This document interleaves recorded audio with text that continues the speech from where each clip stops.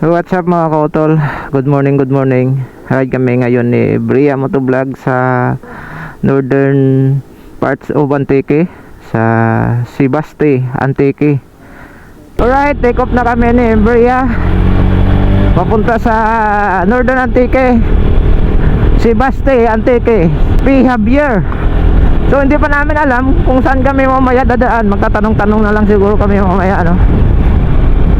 Tuloy-tuloy pa rin yung paggawa ng kalsada dito sa northern parts of Antique.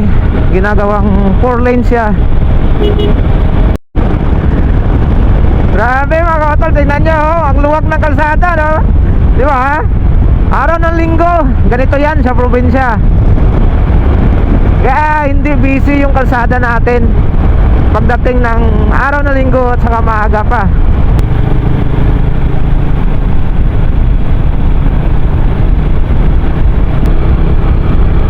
So shout out sa inyo mga rider na daanan natin, ano. Meron yata silang ride. Ride safe lang, ride safe. Ito yung Paliwan Bridge. Wow, unang beses na makadaan. Wow ha. Ay, ang ganda.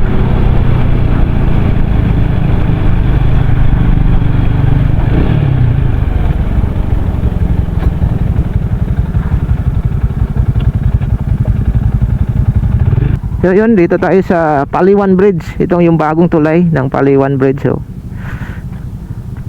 Tapos meron dito sa baba. Dito sa baba.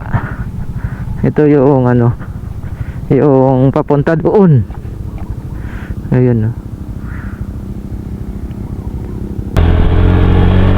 Bali mataas na siya mga kautol. Wow. Ito yung libreng lugar para maligo.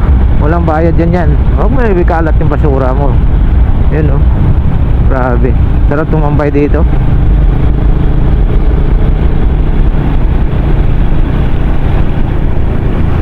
Tawaan, Antique. Mas kilala sa paggawa ng mga mascudbado sugar at saka sa mga magandang tanawin.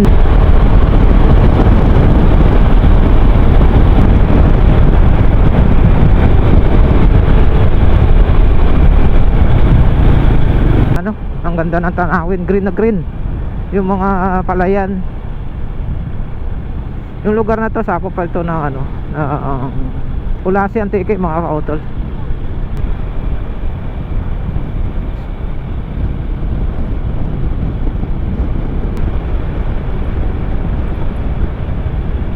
Bali lumagpas kami mga kautol.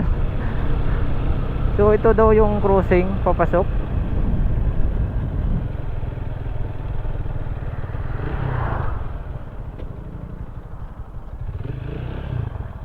Ayan, Papa Chip Bistro. Wow, sabi ko na nga ba. Mapapalaban si Black dito. Ito yung unang bugkana. Grabe, rough road. Tapos maputik na madulas. Pero carry naman, kaya naman. Kaso lang medyo dahan-dahanan tayo. Mayroon mga parte ng kalsada na sementado, mayroong hindi. Tulad nito, sementado, so medyo madulas. Kaya yan. Hindi pa kami nakapag-almala namin, makarating pa kami ng bayan, mismong bayan. Hindi na pala.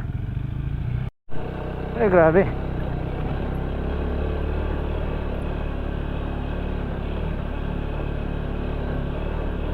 Ay, ang ganda, oh. Ang pabahay yata to, no? Parang pabahay siya. Ayun, madadaan na natin, no?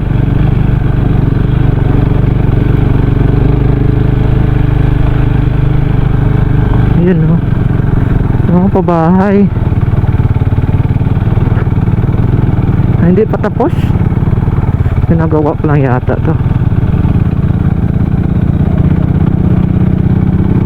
Ang dami ng ano, parang natingga yata to.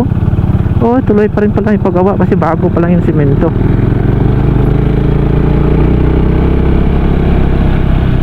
Yun. Ayun, no? May mga materials. Tuloy pa rin ang paggawa kasi may mga heavy equipment nandyan.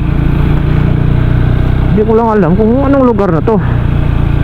Just comment down below na lang mga kotol.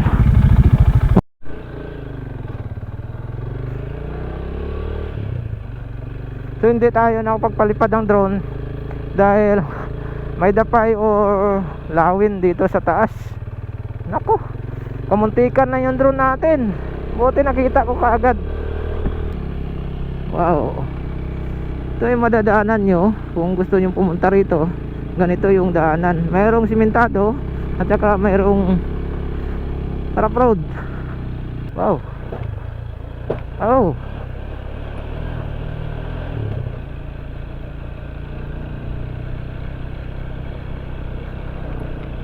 Ay. Wow.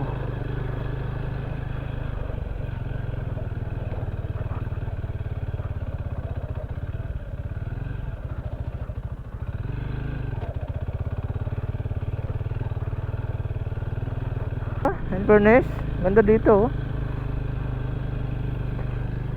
Oh.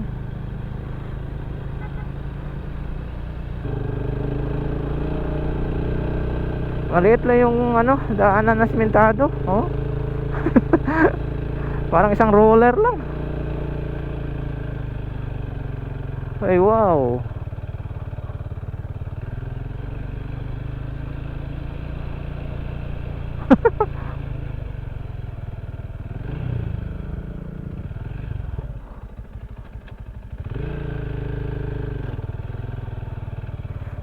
Ang ganda, oh. Grabe. Ang sulit. Ayun, oh, may kalsada pa pala doon sa kabila. Ito yata yung ano niyan. Doon yata tatagos yung kalsada na yun. Saan ba yung sinasabi ni Kuya na ano, mahirap na daanan?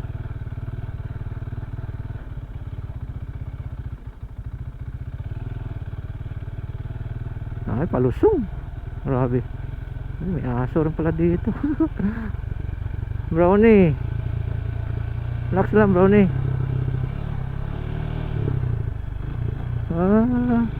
Nag-uuling pala dyan.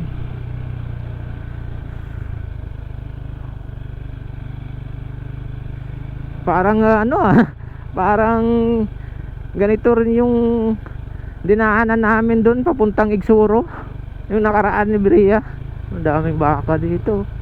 Ang kinagandahan ng kasi dito mga kautol, yung baka bitawan lang dyan, tapos lagyan lang ng bakod na tulad nito. Hayaan na lang dyan, tapos bisibisitahin na lang. Sulit naman talaga yung lugar. Oh, wow.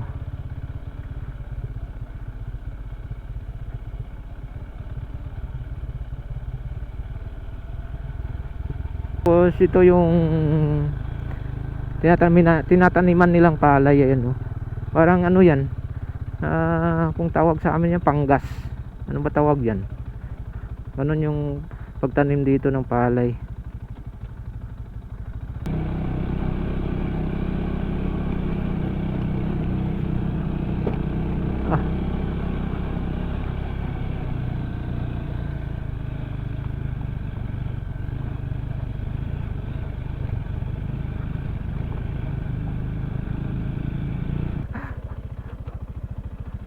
Wala, ito na yata.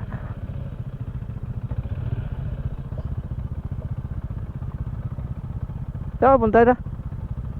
Dede na.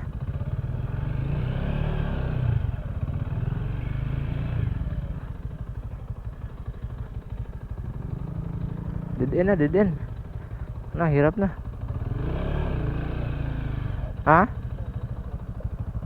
Hindi yata. Ha? Wala na.